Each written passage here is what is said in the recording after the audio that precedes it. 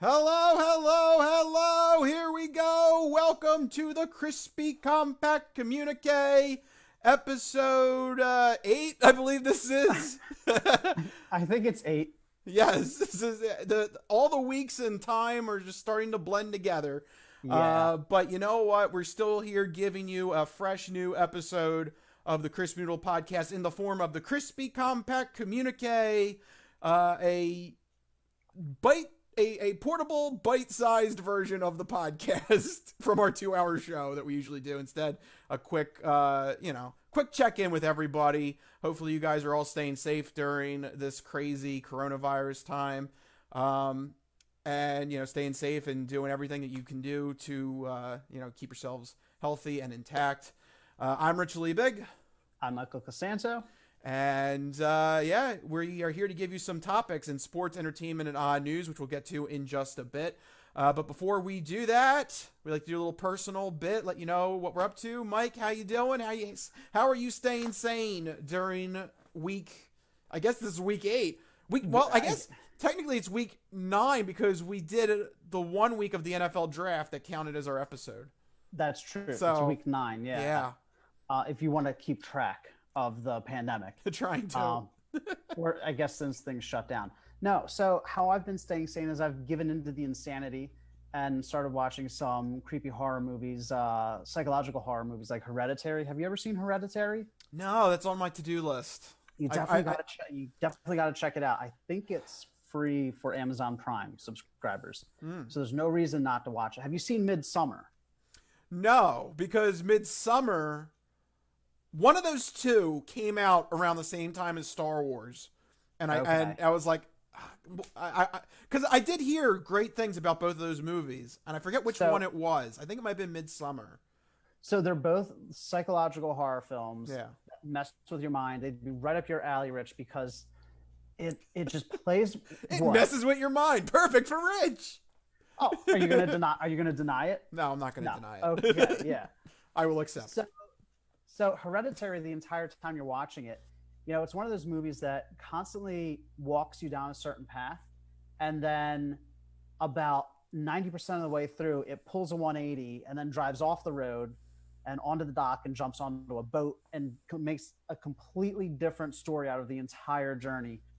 It has you questioning the entire time what is real, what is not real, what is, are the characters telling the truth, or is it all in their heads, or is it all in your head? It's all very nebulous and ambiguous. It's a lot of fun, and it does this great little thing with this. I won't give away what it is, but this little auditory cue that they start using early on in the film, and then by the end of the film, every time you hear this sound, it like makes all the hair on the back of your neck stand up. So it's good fun. Yeah, it's not. So I'm not a huge fan of scary movies. So I was able to make it through it without too much trouble. So it's not scary. It's not like jump scare or like, really like, it's not like a slasher film or like very scary, like demonic possession, weird stuff like that. Yeah, I know you don't do demonic. I don't do demonic. I don't do possessions. No, that's a hard no. But this is good. It's psychological terror, psychological horror. So definitely recommend that. And Midsummer is by the same guy. I think it's Arid, something like that. I can't remember. Is that why I'm getting those confused? Like why? They're by the same guy. Okay. Yeah. Yeah. So yeah, I know that's something I got to catch up on my movie watching. Yeah. Yeah. But that's definitely I mean, there's nothing else to do. You might as well just watch movies, catch up on TV shows. That's what or play video games. That's what everybody's been doing.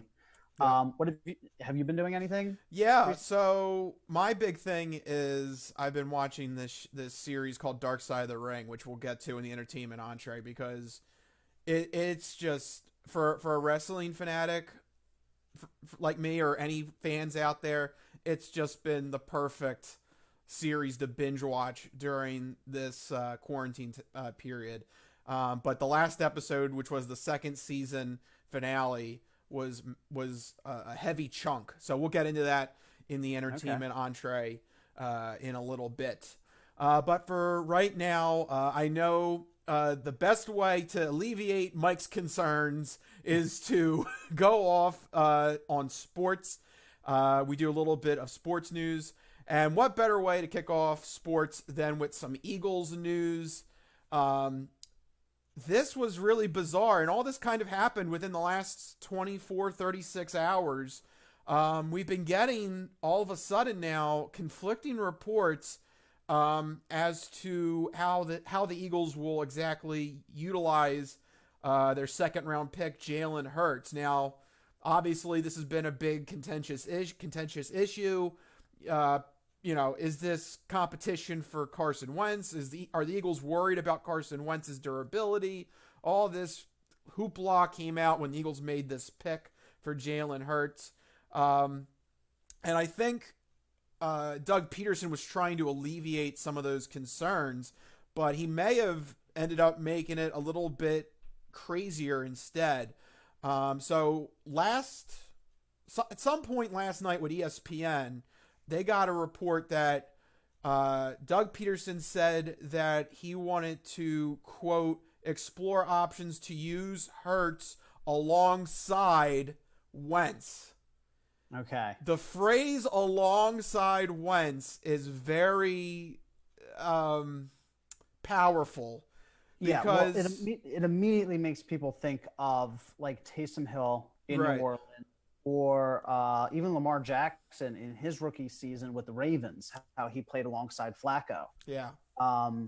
So yeah, I mean that's what everybody's hypothesizing, but I don't know. Well, there's more to the quote. Go ahead. Right. So that was the first bombshell, and with there being no sports news going on, today's morning shows were just all covering that quote. Right. And, we had people hitting the panic button left and right. And then today, it seemed like the Eagles were playing a little bit of damage control because Doug Peterson now came out today and said that he doesn't think Jalen Hurts is going to be Carson Wentz's backup. Says he views him this season as the third string quarterback, and most likely Nate Sudfeld as winning the backup role to Carson Wentz.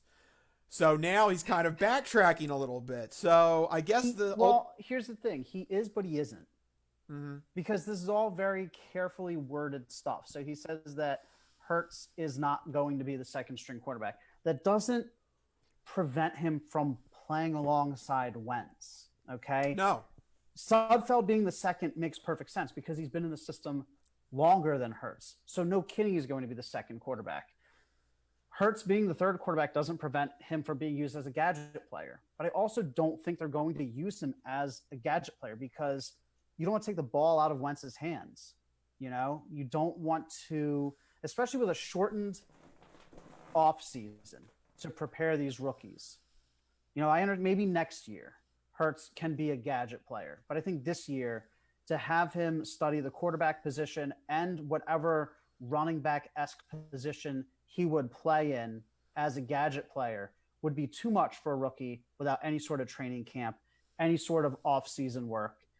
So I think people are getting their hopes up. They're trying to validate the second-round pick. Really what it is they wanted a good talent to play behind Wentz in case there's a worst-case scenario. They're trying to develop future quarterback talent. Did they shoot too high with the second-round pick? Sure, maybe. That's a conversation we can have. But this is all damage control, trying to validate that pick, trying to be coy as, the Eagles coaches are going to be. They're not going to be like, oh, he's not going to be able to get the playbook where he's never going to see the field of play. That's giving away your hand. They're not going to do that. So this was all very carefully worded to leave it as open-ended as possible, basically. Yeah, I would agree. To me, this sounds very much like the three quarterback situation with the New Orleans Saints. And it makes sense, too, because apparently Doug Peterson has a relationship with Sean Payton and the offensive coordinator. So it kind of makes sense that he probably saw what they were doing and liked their system. And now he's trying to essentially, for lack of a better word, copy it. But I'm sure there's going to be differences. But I wouldn't expect it this season, though. I feel like that's being way optimistic. I think it depends on whether or not there's a full blown OTA and training camp and everything. There's not going. If there's not, yeah, it's not gonna come to fruition. But you know, that's you can see where Doug Peterson and Howie Roseman are trying to get their cues from. They're trying to run this team with 3 quarterbacks, and it's going to be interesting to see how they plug and play Nate Sudfeld and Jalen Hurts into their respective roles. Yeah, and we know that they want to be creative, they want to be dynamic, they want to be, they want to push the envelope in terms of offensive firepower. They want to be fast, they want to be flashy, they want to be dynamic, like I said. And so every move that they've made this offseason is getting them closer to that. Going up and getting Rager in the draft, one of the fastest guys, then going and getting Hurts, a dynamic dual threat quarterback. That's what they're after right now. They want to be fluid, dynamic, creative, and fast. Yeah. So I would say it's interesting, but at the same time, this is kind of a whole lot of hype. It basically, if sports was still happening, I don't think this would be a big issue. Like the morning shows have been making it. This is all. It's all. There's no substance to this. At least that I think. We'll see. We'll see. Yeah, I mean, we won't know until everything starts to roll in the 2020 season. I think people have much bigger hopes for this season than are warranted, because baseball was struggling to come back in mid-July. What makes people think that football is going to have enough off-season work to get these rookies up to speed for something like gadget plays with Jalen Hurts? It's not. You get what I'm saying? Yeah, it's gonna be too complicated to try and fit this in with a new rookie, and a shorter amount of time than usual. Right, exactly. It's already tough for rookies to get up to speed, and then you want, no, it's not likely. But we'll see. I could be completely wrong. Maybe Jalen Hurts is the starter. Who knows? Yep. We'll find out as the season tries to start. That's another thing too. It might not even anything's possible right now. It might not even happen. So we'll see. We'll see. With sports not happening, that provides us into wonderful territories where we get other news that we hear about that we probably would never even actually cover or dedicate a whole bunch of time to. But this past week has been a lot of LeBron stories that have come out. And as the LeBron hater, I have to... You're having way too much fun with this, Rich. I have to at least comment on some of these things. Okay. The first item is actually probably the most egregious. This is probably the one that actually, like, of course this would have been a thing. Of course.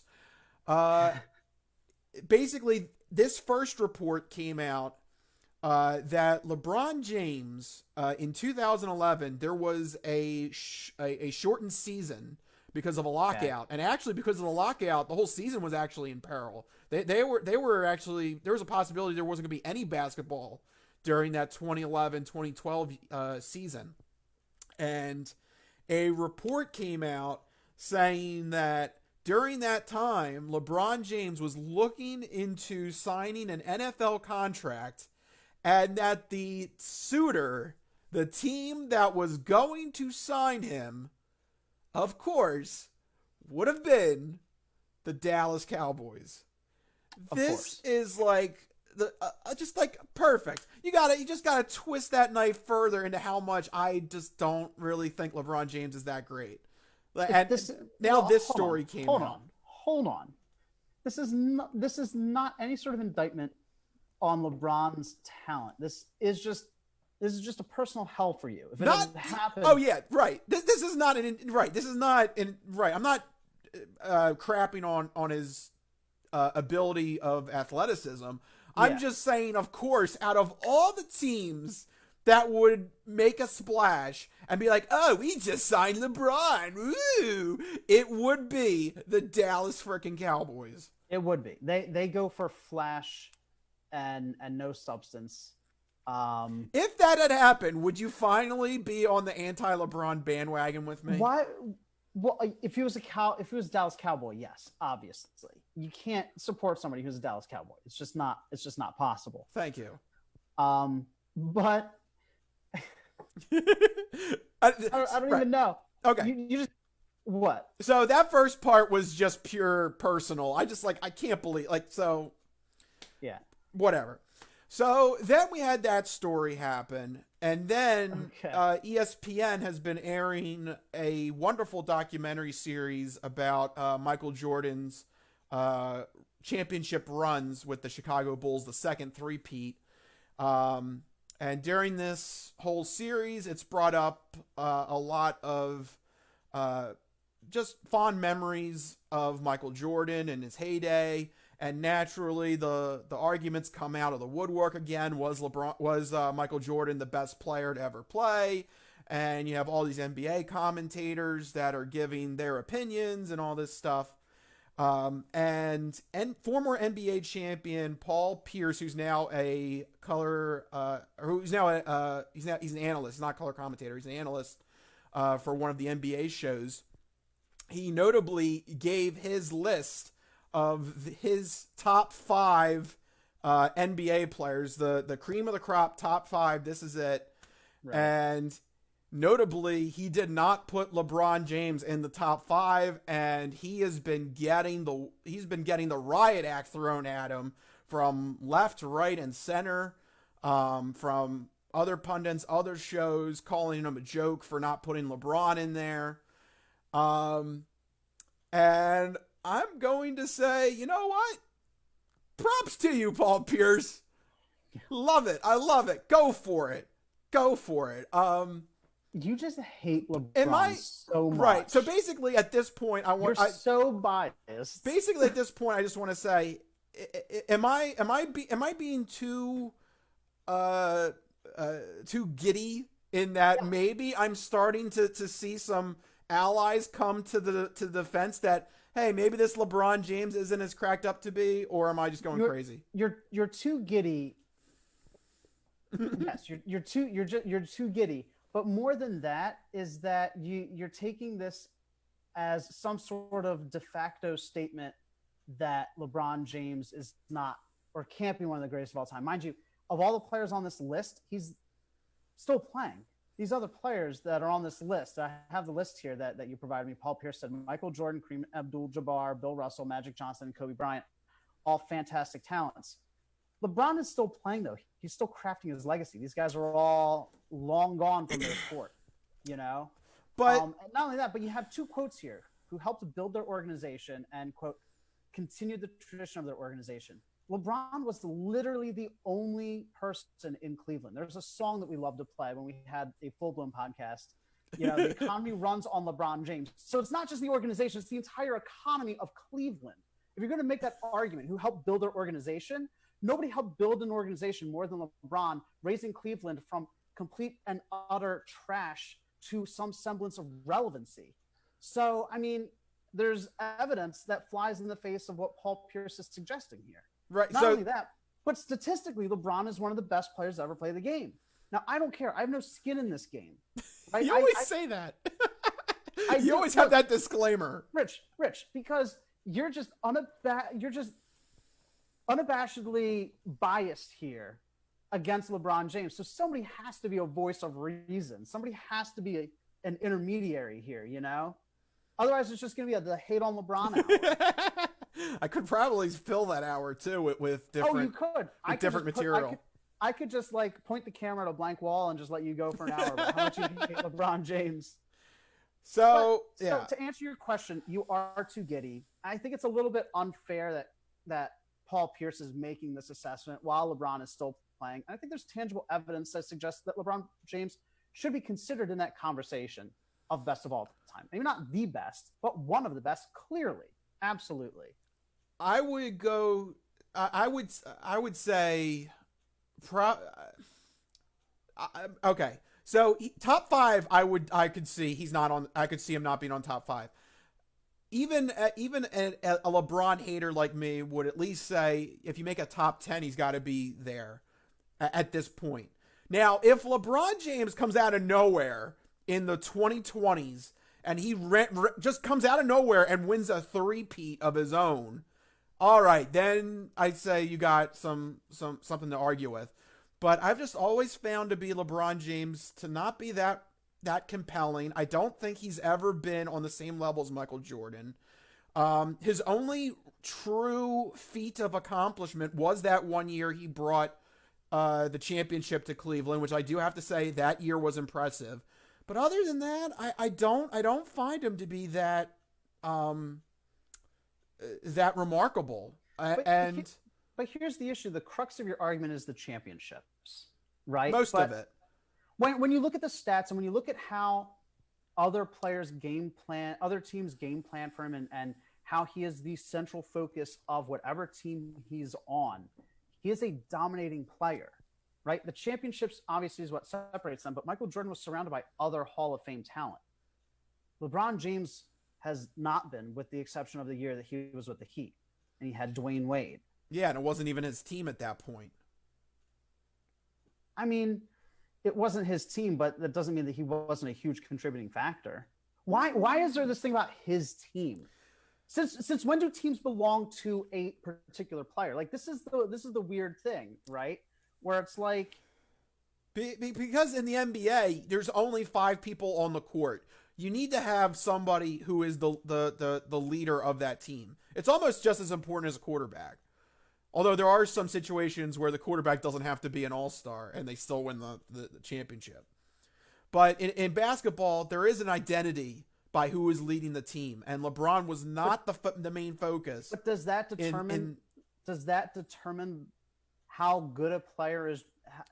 How a player is judged as how good they are? I think it does when you're talking about greatest of all time arguments. When you want to try and enter the top 5 NBA players of all time, I think it does. And I think that's where you're starting to see commentators realize that maybe LeBron James is not all he's cracked up to be. And actually Paul Pierce's list is a very good top 5. I would say he has an argument. It's not, though. He doesn't have Wilt Chamberlain on there. Well, Wilt Chamberlain. I mean, so at that point, then it's who are you going to knock out for Wilt Chamberlain? Are you going to take Kobe Bryant off? Well, no. I'm just saying. Like it's such a subjective thing, Well, top 5 players of all time. Everything is. Yeah, that's the whole nature. Mike, we do not have actual sports to talk about. Everything will be subjective.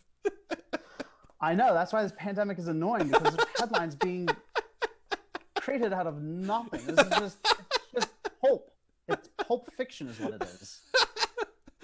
I thought you liked Pulp Fiction. I do like Pulp Fiction, but not when we're like scrambling for headlines and we're just creating controversy for no reason. Yeah. But you like it. No, it's an interesting conversation, one that keeps happening because LeBron James is a divisive figure. And he is, he has his fair share of lovers and fair share of haters. As any, I would argue, compelling, dominant, pioneering player would.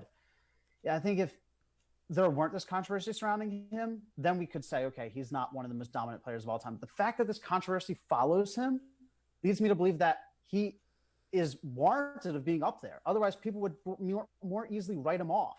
You know what I mean? The fact that there's even a conversation warrants him being at the top of that list. Otherwise, it wouldn't be an issue.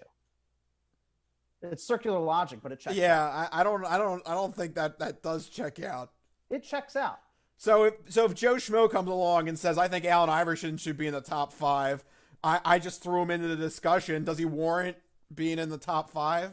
No, because the general consensus would be, no, this guy's crazy. But the fact that there's this type of fervor around the argument means that it is merit. Oh, you're talking about the actual intensity of the argument. Yes. Okay. Yeah. I thought you were just talking about the fact somebody just brought him up. No. Like if someone was like, oh, Andre Iguodala is one of the top 5 players of all time, everybody would be like, you're crazy. But the fact that there's this much fervor and talk about it means that it has merit. Means that there is substance there, that he deserves to be mentioned in the top 5 of all time. Because there's clearly enough people saying yes as there are saying no. You know what I mean? You don't do that for any average run-of-the-mill player or even great player. There's been tons of great players that don't get mentioned at all in that list. Like Shaquille O'Neal doesn't get mentioned in that list. So the fact that it is tough. So the fact that LeBron is being mentioned there and being fought over so fiercely for his entire career, right? Players that are great don't just go unnoticed. That's true, but I still think LeBron James is not top 5 worthy, and I approve of Paul Pierce. The fact that you have to keep fighting against him to be in that top 5 says otherwise. I don't know. I think people are starting to come to my side on this. We'll see. I think you're a little too giddy over there, Rich. Yep. And you know what? I could be wrong, because LeBron could start the 2020s and he could win 3 titles with the Lakers, and at that point he won't. No, I think he's on the decline of his career, and that's fine. But I think he left his mark on the NBA. I think he's done. His last stint with the Cavaliers broke him, and with the Lakers, he's just. I don't know. I don't follow basketball. I don't know if he's good anymore. You're just. I'm just talking out my ass at this point. I know exactly what you're thinking of. You're thinking of when he's pointing to J.R. Smith, like, no. Yeah. That broke him. I've never seen a person that broken before in a sports game. It did. Are you telling me like that was not the moment where his career ended? Well, I'll tell you what. If he doesn't win a championship in the back 9 of his career. You would have a good point of reference that was the decline. This dude's also been playing for like 20. What is this like? Well, he started right after high school. Yeah, like that. He's done. He's done. I hate that. He's 35. He's been playing forever. He has. When it comes to the grand career totals, he has a little bit of an unfair advantage because he came right out of high school. Yeah, but I mean he leads a lot of lists, Rich. Yeah. Well, we'll have to revisit this topic when LeBron James finally calls it a career, because then you will have the definitive end, and then we can objectively career. People like Michael Jordan too much. Oh, come on. I'm just Don't tell me you're going to go the other way. I'm just going to say it. People deify him. For what reason? What did he do? He played with some Looney Tunes. First off, that was a great way for him to introduce basketball to kids. That was amazing as a kid growing up in the 90s, that you saw like this weird combo happen. I think people, and this happens across all industries and all big public figures, people look back with rose-colored glasses.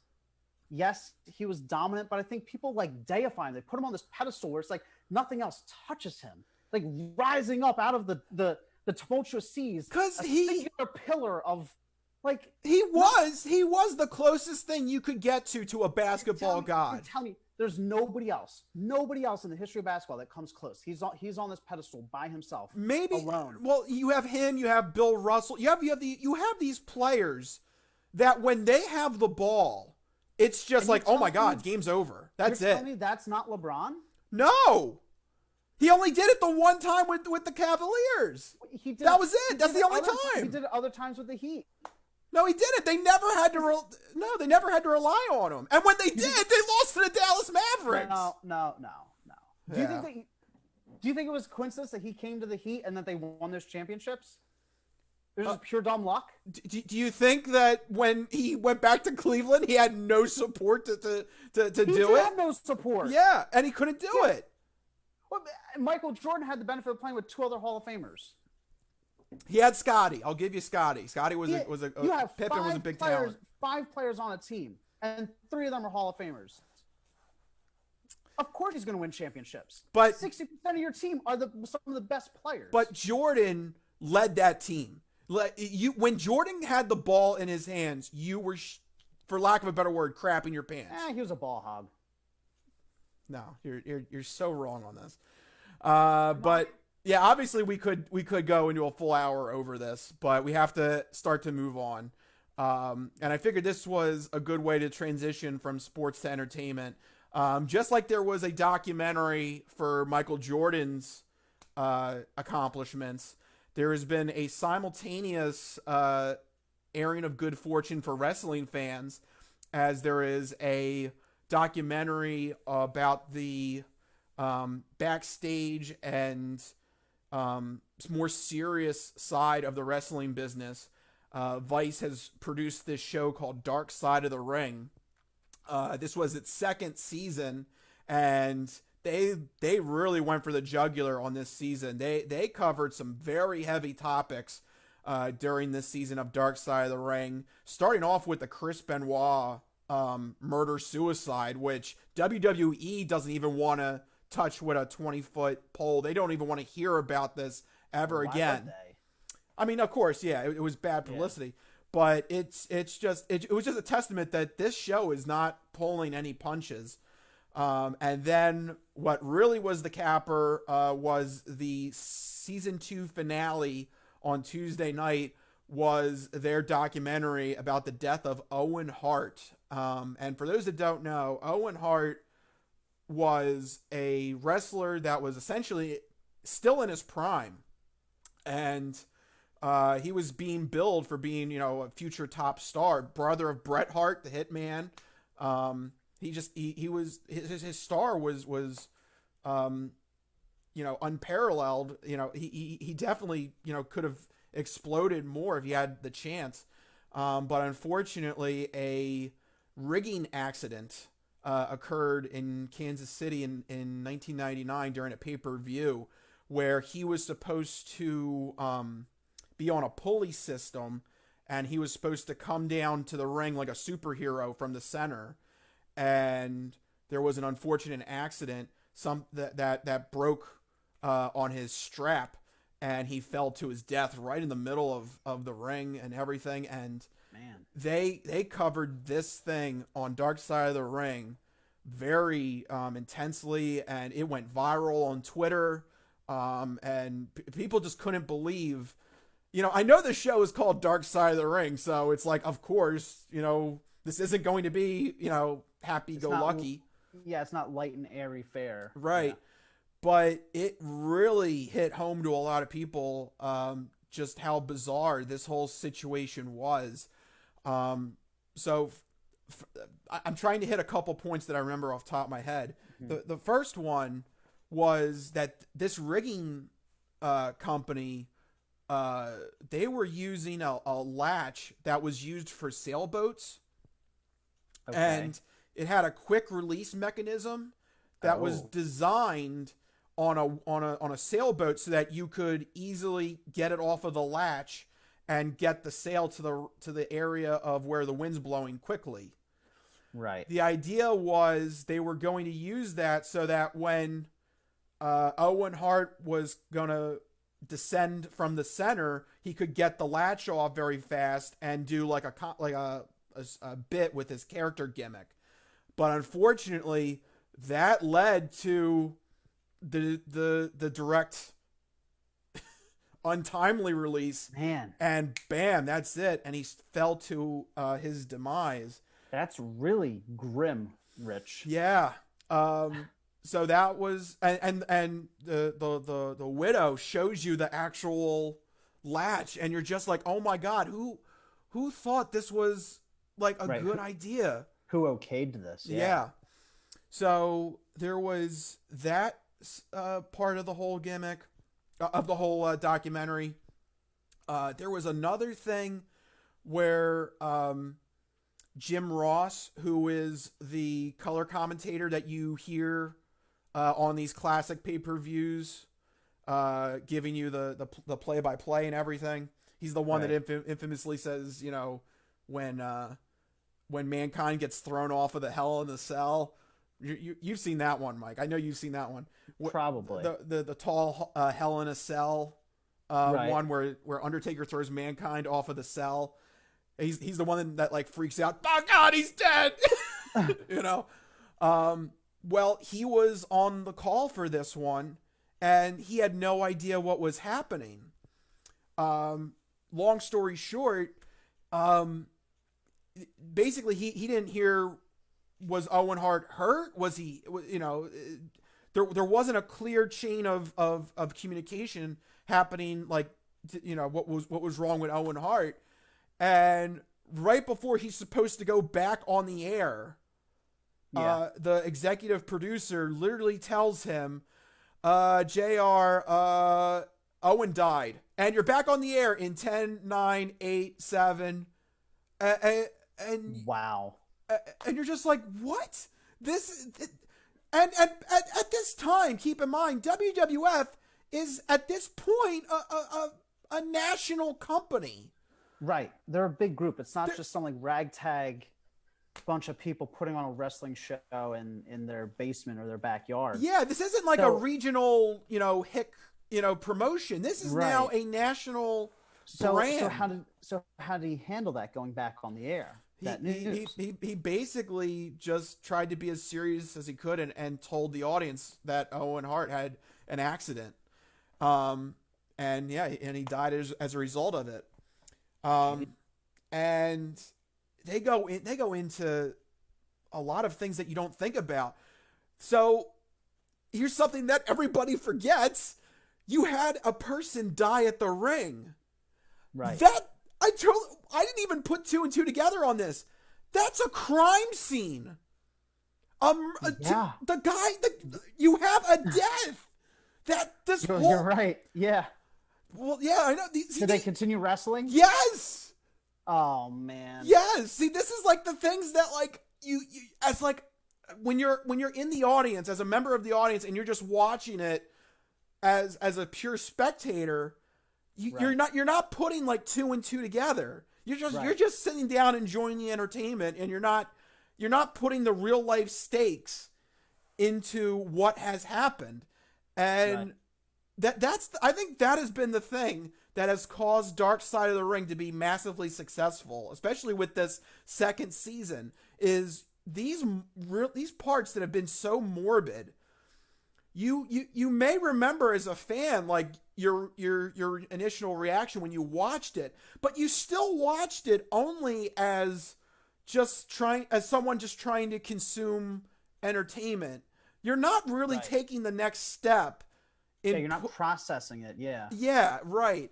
And I think that's what's really been hitting home, especially to people like me, that I remember these things happening, but I've never made the next cognitive step to put 2 and 2 together. Like, oh my God, this is a crime scene. You need to get police down here, and the show should be over. Right. Exactly. And they didn't do it. So that's what this show is so good at. They've got an ultra focused laser on showing you that these things had real consequences, and it's just blown me away. And ever since the beginning of this second season, they've done a fantastic job at exposing all these flaws that went wrong behind the scenes. And this last one with Owen Hart really hit home, and it went viral on Twitter. I believe it got something like 300,000 views, which is insane for Vice, considering they're only an internet only TV service. I don't want to say TV because they're not TV, but internet only video service, for lack of a better word. It's just been crazy. And if you're at all interested in wrestling, you need to check this series out. It's been fantastic. Yeah, I haven't heard anything about this until you brought it up before the show, and now I'm intrigued because I'm not so much interested in the wrestling, but the narratives behind it and the behind the scenes stuff, and like you said, the sort of darker underbelly of it, of I guess the cut corners and I don't want to say cover-ups, but the sort of like brushing aside of these. I mean, cover up is a fair term, because a lot of these things were conveniently either kind of pushed to the side or ignored. Yeah, or like forget about it. Here's the next match. Right. Which just keep shoveling entertainment at the audience, and they'll forget about the tragedy that just happened. Yeah. So this last one with Owen Hart was just it was a gut check, and Yeah, it caught a lot of people's attention, and I would agree if you're at all interested in wrestling, or if you even if you're just interested in just like over the top stories, because some of these things have just been nuts. The things that they've been able to reveal, and I'm really I guess at this point WWF WWE they have made a lot of enemies Yeah. in their reign as being the de facto. Well, they're a monopoly, so of course they're Yeah. gonna have enemies because they've crushed all the little guys. Yeah. Yeah. So they have a lot of enemies, and this web series, they've taken advantage of going to each of these people behind the scenes, managers, bookers, producers, even referees. Like they've been able to track all these people down that were there in some capacity, but not somebody you would have noticed watching these events happen live. And it's just been really fascinating. And it's just been it's not for, obviously the faint of heart. It is called Dark Side of the Ring. But it's been impressive. They've really done a great job. It's interesting because wrestling operates in this space where, correct me if I'm wrong, but it's big, but it doesn't necessarily get the mainstream attention. And it operates in this world of glitz and glamour, and it's all entertainment and over the top, that I guess it's easier to ignore or to sort of just push aside these issues. Like it's all happening it's all happening quote unquote on TV. It's all in a different world. It's not real. They have this weird like fourth wall, you know what I mean, where it's like we see other sports figures or actors, and we recognize that they're real people, but because of the way wrestling is, where it's pay-per-view, so it's niche already, and then because it's all play acting and it's all over the top and all about the glamour and the it's like this division there. Yeah, basically everyone thinks it's separate from reality. Yeah, basically everyone thinks because it's fake, it can't possibly be this detrimental to people. Right. But it can be, and especially in the 90s where a lot of these stories come from, when there really wasn't any regulations or anything to keep people in check. People safe, yeah. And safe, as we saw from the Owen Hart episode. Right. It's interesting. It's very interesting. I might have to check that out. I'm telling you, it's very well done. It's very good. I believe all the episodes now are out on YouTube. So where? Oh, on YouTube. Okay. Yeah. And yeah, you can watch them all, and it's just wow. And even I'm learning stuff. And and you're a big fan. I consider myself to be a moderate to close big fan. I probably am not the biggest fan. My problem was I gotta admit I only followed WWF. I kind of WCW was kind of a little too out there. I never really enjoyed WCW that much. Okay. But yeah, I've always been a big fan of wrestling. So for me, watching this series has been very informative and very enlightening, and just been has just been crazy to realize all the wacky stuff that actually did happen, and I didn't cognitively go to the next level with it. Right. So that's really been the true wake up call with this, and I think that's why a lot of people have been supporting this show. So yeah, join the phenomenon. Dark Side of the Ring from Vice News. I believe all the episodes are up on YouTube, so you can search for it if you want to check them out. Highly recommend. There you go. Glowing recommendation from Rich. But speaking of wacky stuff. Yes. That brings us to one of the wackiest segments that we have here on the podcast. Rich, it's time for the truncated odd news nugget. What do you got for us? Yes, we always gotta have at least one odd news story here. And I saw this one pop up on the feed, and I figured this is an interesting one. And how do you like this? New York City I don't. Okay, Big Apple, New York, New York. I think it's been a long time since we had an actual odd news story from New York City. Yeah, well, they've kind of been dealing with something the past 2 months, Rich. Yeah. Well, no. So, I mean, not just coronavirus. I just mean in terms of the history of the odd in news. general, yeah. No, you're right. You're absolutely right. For being one of the biggest cities, it doesn't really get mentioned in the odd news all that often. Right. It's very strange. But Okay, so what are they doing up there? yeah, when this story happened, I had to keep it and put it in my file here. Because a man who was not socially distancing himself from his partner decided that him and his girlfriend were going to have sex in the New York City subway platform. Ew. Wow. That's gross. First, Go for it. sure. Just sure. What?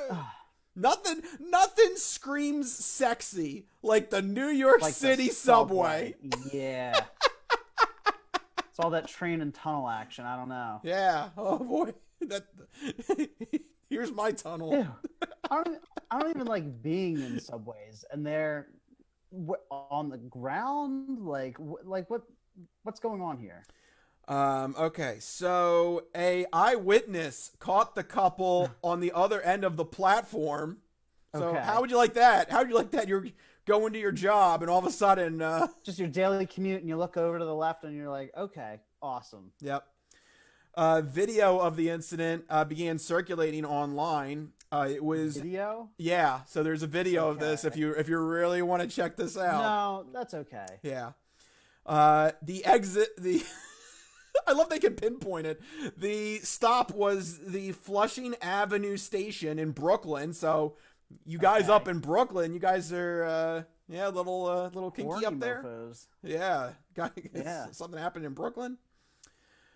I love this part. While they're having sex, Yeah.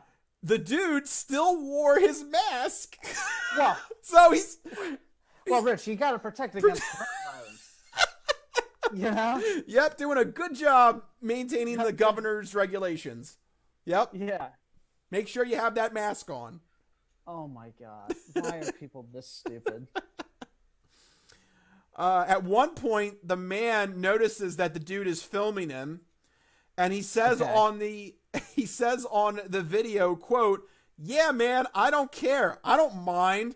This is like Pornhub." What? So I guess maybe he saw the dude filming him, and he's like, maybe I could turn this into a porn star opportunity. No, I think he was just getting off on the exhibitionism of it all. Well, know that what I mean? too. Yeah, I mean, oh God, This is like this is so Pornhub. trashy. This is like Pornhub. Yeah. I mean, I don't know. That's gross. Have people have been in subways? They're disgusting. You don't want to do that in a subway. Well, yeah, but boy, man, something with these two, man. They found the Flushing Avenue station to be very erotic.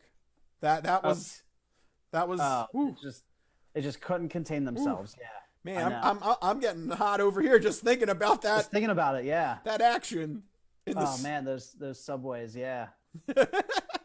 But I really do love the whole mask element, though. Yeah, he kept his mask on. Now, was she wearing a mask? I don't think so. It doesn't say in the article. Not good. Not good. So, yeah, obviously due to the whole coronavirus, the whole subway has been, shut down for specific lengths of time. Workers are supposed to disinfect various trains and stations. This is, by the way, also fun fact, that the coronavirus is the first closure of the New York City subway system since its opening in 1904. Wow. Yeah, just in case you wanted to know, it came on. It was like a little fun fact at the bottom of this whole neat little article. It's like, by the way, just in case. that's actually really interesting. The first time, Yeah, that's what it says.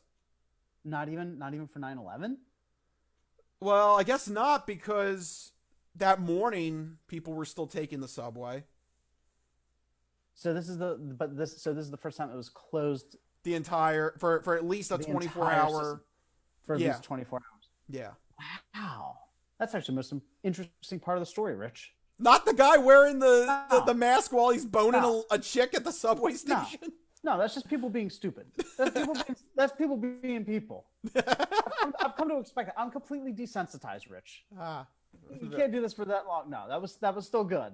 But the fun fact at the end, that was really interesting. Yeah.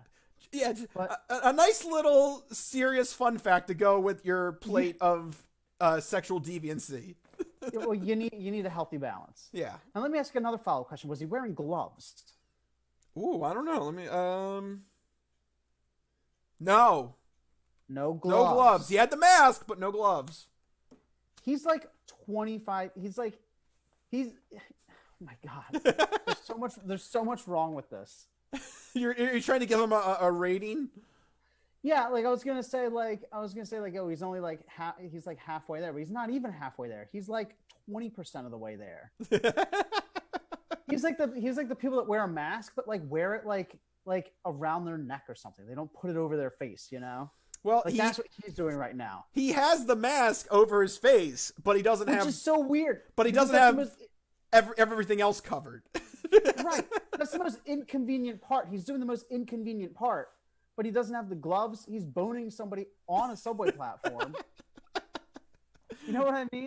Yeah. But he went through the trouble to get a mask and wear it during that. And also, aren't you going to suffocate? It's like, you know. Yeah, it seems like it'd be pretty hot down there. Active is, yeah, you know, it's tough to breathe. Hey, some people, man, when the mood strikes, you gotta do it. Nothing like a pandemic in the subway to turn you on. Did they think like, oh, it was going to be like, you know, scarcely populated, like there's not going to be anybody down there, so they can go and do whatever they want? Maybe. But still, it's just bizarre. There has to be better options. Yeah. It's just so, I can't get over the grossness of it. Yeah. Yeah. Now, you've been in the Philly subways. I've been in the Philly subways. I've been in the New York City subway. Yeah. I don't ever want to. I want to do the least amount of touching possible in the subway. Just my shoes walking on the ground is enough to skeeve me out. Right. You know? I want the least amount of physical contact in the subway. Right. And this guy and these two are having the most intimate full body contact. Yeah. Were they on the ground? It doesn't go into that detail. I have an image, but I don't want to. You can't show that. I'll just say it was doggy. Oh. You made it sound like you were going to be coy, but then you weren't coy. Yeah. At all, Rich. I'll just go there. I'll just say exactly what it is. Very subtle. Very. Welcome to the Crispy Noodle Podcast for all this wonderful content. All right, so that's your odd news nugget for the week. Now it's time to go into our last segment where we review some apocalypse activities, things that we would recommend that you try out, something to keep you sane and not boning on the subway. Mike, what do you have for the people to do instead of visiting the subway? You know what's fun to do is, and I know it's kind of tough with the social distancing thing, but if you're quarantined with someone, play some board games. I've recently been playing a lot of Ticket to Ride. Have you ever played Ticket to Ride? Sounds familiar. So what it is the board. The board is a map. There's different versions. There's the United States. They have Europe. They have a whole bunch of different continents and countries. But there's a map of city destinations that you have to connect with train lines, and you have to build, one continuous line from your starting city to the other city.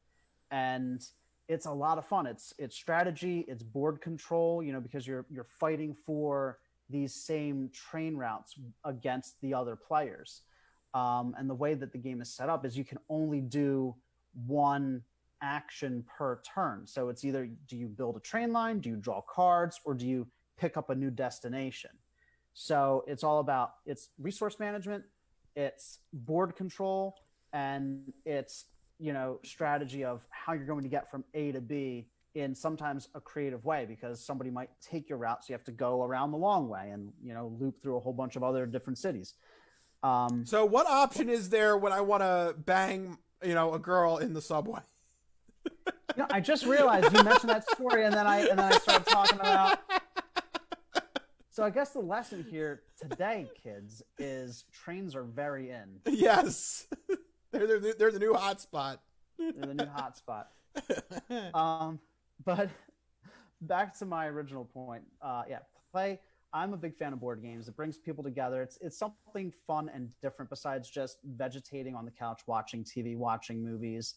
It gets you engaged mentally, and when you're closed up inside, you need to keep mentally stimulated. And so having the chance to play these strategy games the past few days has really been, kicking the mind into high gear. And it's a lot of fun to exercise those mental muscles, so, and also some of these video chatting apps, like, have you heard of House Party? Yeah.